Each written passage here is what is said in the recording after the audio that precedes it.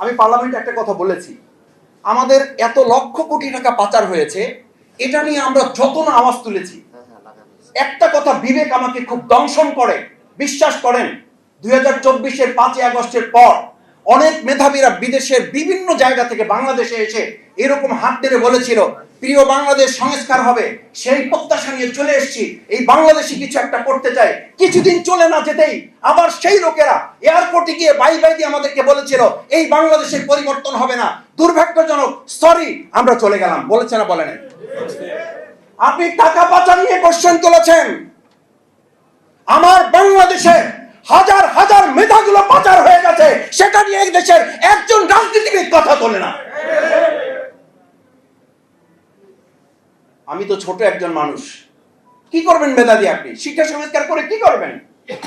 বিশ্ববিদ্যালয়ের vice chancellor হবে সে যে কমিটির সদস্য আছে, বিশ্ববিদ্যালয় চালাবে, সভাপতি হবে সে, অধ্যাপক হবে সে, প্রমোশন হবে তার। আমরা বিশ্ববিদ্যালয়ে তখন ছাত্র, first class, first, second, third, fourth, সে টিচার হবে না। টিচার হবে কে? যার ছাত্র সংগঠনের পরিচয় আছে, সে হবে বিশ্ববিদ্যালয়ের টিচার। আমার বিশ্ববিদ্যালয়, আমি যে বাংলায় টিচার, বাংলায় যেখানে আমি ক্লাস করেছি, থার্ড ক্লাস পেয়েছে শুধুমাত্র দলীয় কোটায়। অথচ 2024 সালে আমাদের সন্তানেরা রাজপথে জীবন দিয়েছে শুধু একটা স্লোগান তোলে, কোটা না, মেধা, মেধা, মেধা। আর আজকে 2026 সালে 12ই ফেব্রুয়ারি নির্বাচনে আমরা দেখলাম তারপরে প্রত্যেকটা জায়গায় আবার কোটার ভিত্তিতে পুলিশ, আবার কোটার ভিত্তিতে ভাইস চ্যান্সেলর, আবার কোটার ভিত্তিতে প্রশাসক, আবার কোটার ভিত্তিতে প্রত্যেকটা জায়গায় বাংলাদেশকে কোটার রাজ্যে এটাকে গদ্যময় করে ফেলা হয়েছে। কি সংস্কার করবেন? কি সংস্কার প্রত্যাশা করেন? শেষ কথা বলি,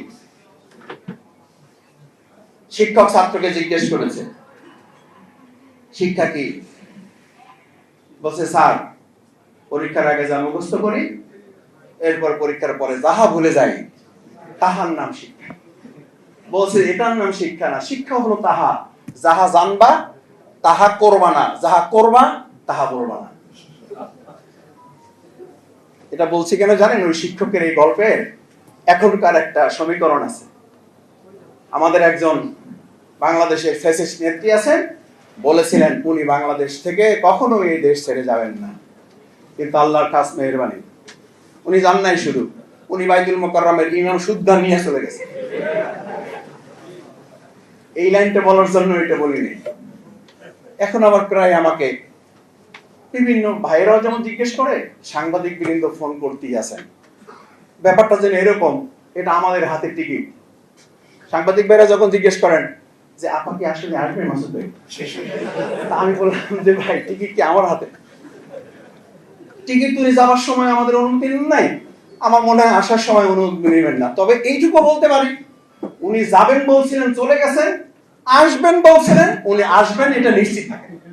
আর যদি আসেনি, তাহলে ওনার দায়িত্বে আসবেন না, বাংলাদেশের জনগণ এবং রাষ্ট্র দায়িত্ব নিয়ে আসবে এবং ফাঁসির কাস্টে ঝুলাবার জন্যই ওনাকে নিয়ে আসবে।